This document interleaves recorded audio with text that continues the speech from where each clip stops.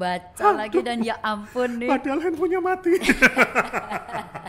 Enggak, tadi sebelum handphonenya mati sempat baca itu macam-macam yang soal WO. Udah itu Kan sempat dibahas lagi sebelum handphonenya mati. Jadi beneran baca ya rupanya beneran tadi. baca. Oke. Iya, jadi kan saya mau menikah. Oh, Dan- gitu mulu. Janji-janji surga, saya mau Janji menikah. surga, tiap kali ganti. Jadi semakin khawatir gitu loh Bu mau menikah, apalagi sekarang kan nggak mau repot mau pakainya wedding organizer. Cuma di sini dari banyak banget 2020 ada, 2018 ada, Januari kemarin ada, banyak yang ditipu sama WO. Bayar Pasti berapa? WO-nya bukan ibu. Oh iya dong, kalau WO-nya ibu ditangkap polisi udah sekarang. Nggak podcast Nggak lagi ya. podcast lagi. Itu Oke, yang Dan. sering jadi gitu, sudah bayar berapa, ternyata ada yang nggak dateng lah, Ya, ada yang apa itu lah. yang membuat Ibu Muni juga gemes. Jadi Oh, bukan iya. kamu aja, Oh, iya, Dan. benar-benar. Soalnya profesi yang kucintai, Jadi banyak yang Iya, gimana itu? Coba ya para WO yang ngedengerin ini juga, please jangan dong, jangan menipu. jangan menipu, diskon aja kan. Ya sudah, kita bahas ya Bu. Ya, Kita akan bahas di episode kali ini tentang wedding organizer, penipuan-penipuan yang sering terjadi, bagaimana ya sebaiknya. Sebelum didengarkan, sebelum ditonton, silakan subscribe dulu di channel ini, follow di Instagram @diani_pranata, dan dapatkan banyak informasi terbaru tentang podcast Dunia Diani. Jadi gimana Bu? Ya kan tadi Jadi ditipu-tipu gimana? karena ada yang bilang promo, ya kan, harganya sekian tuh sudah dapat dekor, dapat entertainment, dapat MC, dapat gedung, kemudian prasmanan sederhana gitu, maksudnya yang tengah doang gitu kan, aduh menarik ya. kalau kata teman Ibu Doni Karyadi, Oh, ada di episode. ada loh dengan Doni Karyadi, make up artisku. Jadi Iya. sebenarnya di sini nanti kita koperasi ya. Orang-orang di sini akan jadi narasumber satu-satu. Tunggu saya jadi narasumber. Tunggu Daniel juga narasumber ya sebagai MC itu nanti ya. Ya jadi menurut Doni dan Ibu setuju kalau untuk pernikahan tuh kalau semakin murah itu zong katanya. Malah curiga harusnya. Harusnya curiga. Terus tadi yang Daniel juga bilang kan diiming-iming harga murah, diskon. Saya cuma mau nanya, emang tahu harga aslinya berapa? Oh iya. Iyalah, kecuali kita itu harga di supermarket, di toko, barang yang memang ada di banyak tempat dan kita tahu gitu harganya, misalnya. Kira-kiranya, Iya, ya. kira-kiranya harga minyak, harga pasta gigi ini apa kita tahu kira-kiranya gitu. Jadi diskon 50% di Alfamart misalnya pasta gigi ini, kita tahu bahwa benar. Tapi kalau untuk wedding kita nggak tahu harganya gitu. Orang harga MC aja beda-beda, dekor beda-beda, gaun pengantin beda, harga WO pun beda-beda. Bagaimana bisa kita percaya dengan sebuah WO yang mengatakan ini harga diskon 50%. Harga awalnya kan nggak tahu. Bisa aja harga awalnya memang 2 juta, dia bilang 2 juta itu diskon 50%. Oh iya, betul ya. Iya, jadi kalau untuk WO itu sebenarnya kan ada 2 jenis. Sebenarnya bukan 2 jenis sih. Ini terjadi di Indonesia saja, setahu saya. Jadi kalau di luar negeri itu sebenarnya WO tuh menjual jasanya. Jasa Organizernya Oke. atau planner ya, itu kita sudah pernah bahas. Ya. Wedding organizer, wedding planner sama aja, wedding coordinator tuh sama aja. Itu ada di episode yang wedding organizer 101 ya, 101. Nah, kalau sebenarnya hanya jasa, tapi di Indonesia ini karena mungkin permintaan pasar, jadi paketnya berapa gitu, banyak yang nanya kayak gitu. Jadi WO ada yang ngejual paket, udah termasuk tadi yang Daniel bilang. Oh, MC entertainment dekor. Dekor, gitu. makanan segala macam. Jadi WO-nya misalnya menjual 300 juta, udah termasuk ini segala. Nah, kalau Diani boleh saran, karena nih pernah ada yang ngomong ke Diani juga nih, Daniel dan sahabat Diani. Kita kan belum pernah nikah, Bu. Jadi nggak ngerti Iya, gitu kan. saya jelas milih itu dong Bu, gampang bayar 1 jreng kelar. Nah, makanya dengerin podcast Dunia Diani. Oh iya. Banyak tips-tips nih. Karena saya paham kalian tuh belum pernah menikah, bagi yang mau menikah ya. Jadi satu, tadi yang Daniel bilang kan, mendingan paket Bu, jadi nggak Iya, pusing gitu ya. Tapi kalau menurut saya jangan. Jadi cari WO yang hanya menjual jasanya saja. Kepada vendor-vendor itu kalian yang bayar. Jadi WO ini menyatukan, mengkoordinir ya pemilihan vendor, tapi yang membayar langsung si pengantin. Sama aja repot dong sayanya. Enggak, karena WO-nya ini tetap mengkoordinir, menjembatani antara pengantin dengan vendor. Seperti sekarang nih, saya sedang menangani sepasang pengantin yang saya harap nanti juga akan menjadi narasumber kan, benar kan? Tuh kan? Jadi semuanya tuh emang koperasi kata Daniel ya, diminta semua jadi narasumber. Dari kita untuk kita sebenarnya acara ini. Nah, tapi saya berharap klien saya ini namanya Bima dan Cecil untuk menjadi narasumber kita suatu saat, karena ini salah satu calon pengantin favorit saya. Kenapa, Bu? Baik banget. Ini anak ini berdua benar-benar luar biasa baik.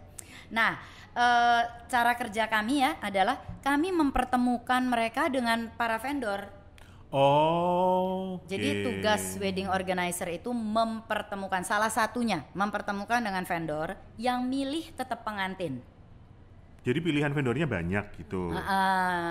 Gitu. Tapi kecuali untuk beberapa hal yang memang saya sudah tahu pasti, itu biasanya dari kami. Kayak Diani di weddingnya Bima dan Cecil tuh contohnya misalnya undangan gitu, yang RSVP, yang bagian menelpon itu memang biasanya vendor kami. Videonya kan berikan rekomendasi. Ya, tapi kalau kayak gaun pengantin, dekorasi, jas, kue pengantin itu kami pertemukan dengan beberapa pilihan, 3 atau 4, lalu si pengantin akan milih. Nah, keputusan di tangan pengantin. Nah, setelah mereka memutuskan gitu, misalnya oke, saya sama fotografer ini misalnya, ya dia yang bayar langsung. Si pengantin bayar ke vendor fotografer. Lalu tugas WO apa lagi? Kalau di kami ya, ini tidak semua WO memberikan layanan ini. Jadi kembali lagi yang Diani bilang, perhatikan ruang lingkup kerja WO. Benar-benar diperhatikan, detail-detail di kontraknya itu apa. Nah, kalau kami salah satunya adalah mencatat pembayaran kepada vendor. Mencatat sejauh mana Jadi maksudnya? mencatat, mengingatkan pengantin. Ya, jadi misalnya fotografer, kami yang akan bilang, kalian harus bayar DP sebesar ini, sejumlah ini, DP ini 50%, sejumlah ini kepada vendor ini, nomor rekeningnya ini. Tanggal sekian. Iya, itu kami yang catat. Lalu bukti transfernya kami simpan juga, maksudnya kami dokumentasikan. Sehingga si pengantin nggak perlu pusing. Maksudnya dia udah tahu gitu. Nanti tinggal terakhir kami kasih rekap juga. Ini yang harus dilunasi sekian. Kayak gitu, dan jadi titip deh, bayarin, ini aku transfer ke kamu aja. Jangan, karena seperti Diani pernah bilang, calon pengantin ini kan harinya kalian ya, jadi harus hati-hati juga soal uang. Seperti di episode WO yang lalu kan saya juga bilang harus ada bendahara yang mengurusi uang kado. Uang kan kado kadang-kadang sekarang dalam bentuk uang ya, jadi jangan WO-nya. Jadi itu tips lagi dari saya, bahwa coba pilih WO yang cuma jasanya saja, jangan yang paketnya. Karena kalau paket itu susah, uang kalian hilang ya hilang semua, yang kayak Daniel baca itu. Jadi 300 juta udah termasuk ini, kasih WO-nya 300 juta, WO-nya tidak bayar vendor dan WO-nya kabur, kita bisa apa? Tapi kalau jasa WO-nya tok, kebetulan yang saya lakukan dengan tim adalah jasa saya yang dibayar, maka si pengantin kan bayar langsung ke fotografer, ke catering, ke makeup artist, MC, semua kan bayar.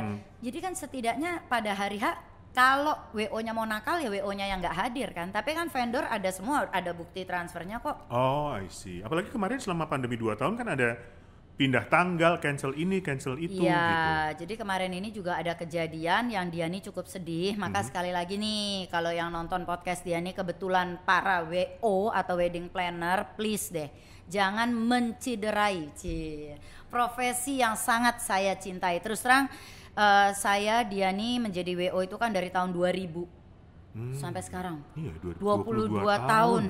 Suami saya suka bilang, lu nggak kapok-kapok jadi WO gitu, nggak capek-capek. Ya because I love it. Sebenarnya itu. Kalau ngomong capek, ya capek juga gitu ya. Apalagi WO itu butuh fisik ya. Jadi semakin saya usia juga saya merasakan capek. Tapi kenapa saya nggak kapok-kapok? Because I love it gitu. Seperti Diani bilang berapa kali, bahwa hidup manusia dibagi 3 bagian penting doang, lahir, menikah, dan saat dipanggil pulang. Jadi menjadi WO itu menurut saya tuh sesuatu yang hak istimewa, privilege bahwa kita bisa mengantarkan calon pengantin ke level kehidupannya yang kedua, tingkat kehidupan yang terpenting yaitu pernikahan gitu ya. Jadi tolong jangan menciderai profesi ini karena banyak WO yang juga dengan tulus benar-benar mau membantu calon pengantin. Dan nasihat Diani untuk calon pengantin adalah cari WO yang jasanya saja. Karena kayak kemarin kejadian datang ke saya, dia mau menikah tahun 2020. Ya, dia sudah membayar WO-nya 100 juta di 2019 gitu. Karena WO-nya ini kebetulan paketan. Jadi udah termasuk make up, dekor segala macam. Jadi bayar 100. Rencana menikah 2020 nggak jadi karena ada pandemi. Terus dia bilang, tolong deh kembalikan uangnya gitu. Kamu mau ambil potongan apa 10% atau 20% cancel fee, monggo. Tapi yang 80% atau 90%-nya balikin. Ternyata WO-nya jawab, ya nggak bisa karena saya sudah bayar vendor-vendor. Kayak gitu. Jadi benar-benar 100 juta itu nggak dipulangin. Nah, ternyata tahun 2021 dia menikah. Tapi karena dia sudah ilfeel nih, maksudnya WO-nya nggak balikin duit gue 100 juta kan gede gitu. Jadi akhirnya dia ngurus sendiri dengan vendor-vendor yang semestinya tuh jadi vendor dia menurut dia gitu. Dulu perjanjiannya sama si WO tuh dia ngambil di gaun pengantinnya ini, dekornya ini gitu. Terus dia akhirnya ngurus sendiri, terus di bagian gaun pengantin, dekor, kok nggak jadi diurusin sama WO-nya, kok kamu ngurus sendiri? Enggak karena uang saya nggak dibalikin gitu. Dan kata dia kan karena bayar vendor, maksudnya udah DP vendor. Nah ternyata vendor itu bilang enggak, WO itu nggak bayar DP ke kami. Nah tapi kita bisa bilang apa? Karena kita nggak tahu kan. Kalau kita yang bayar sendiri ke vendor ada bukti tanda terimanya. Tapi kalau yang terima adalah WO-nya, mana kita tahu WO-nya sudah bayar atau belum. Dan kalau tadi sesuai saran Bu Diani bahwa hanya bayar jasanya, ya nggak balik paling cuma 20 juta ya, nggak 100 juta. Iya, jadi misalnya kalau biaya jasa WO kan macam-macam nih. Ya terserah, ada yang 15 juta, 20 juta gitu ya. Kembali lagi cek dengan harga jasa WO seperti itu apa aja yang diberikan oleh WO itu. Kalau sampai tidak balik, misalnya jasa WO itu 20 juta misalnya, kan biasanya membayar DP dulu 50%. Kalau sampai toh nggak balik ya 10 juta itu kan yang hilang, tapi bukan ratusan juta. Tapi kalau kami sendiri, bukan saya bermaksud membela diri atau menunjukkan bahwa saya paling baik.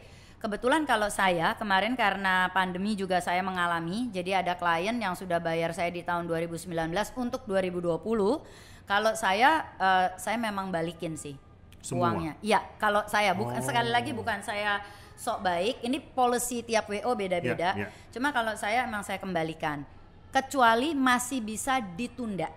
Jadi ada yang mestinya menikah 2020, dia mundurin ke 2021, masih pakai jasa saya, ya itu nggak saya kembalikan. Jadi masih. Tapi ada yang nggak deh, Bu Diani nggak jadi pakai WO-nya Ibu karena pernikahannya jadi kecil. Jadi cuma 30 orang, 50 orang, ya udah kalau saya balikin karena saya belum kerja apa-apa juga gitu kan. Kan cuma jasa sebenarnya.